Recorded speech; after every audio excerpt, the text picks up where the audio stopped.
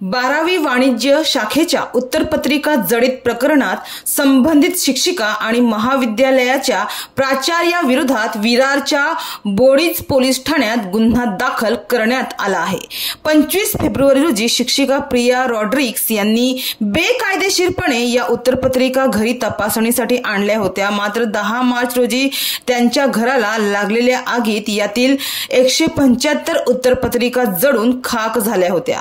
हे प्रकरण उघडकीस आल्यानंतर एकच खळबळ उडाली होती। अखेर महाराष्ट्र माध्यमिक व उच्च माध्यमिक मंडळाने तक्रार दिल्यानंतर हा गुन्हा दाखल झालाय।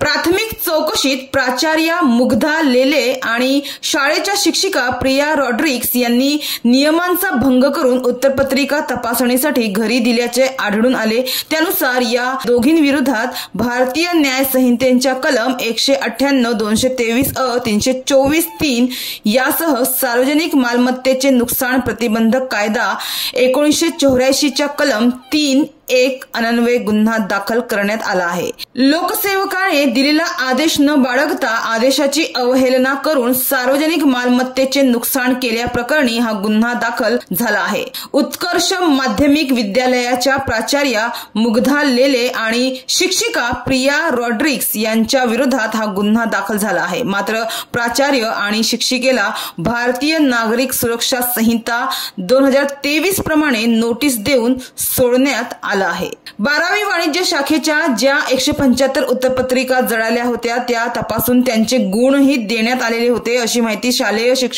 शिक्षण मंत्री दादा भुसे यांनी दिली आहे। त्यामुळे विद्यार्थ्यांचे कोणतेही शैक्षणिक नुकसान होणार नाही, विद्यार्थ्यांनी काळजी करू नये असे त्यांनी सांगितले। एकंदरीत जळालेल्या उत्तरपत्रिकांची तपासणी करून त्याचे गुणदान झाले असल्याने विद्यार्थ्यांचे नुकसान होणार नाही, कारण गुणदान केलेला कागद सुरक्षित आहे अशी माहिती आहे।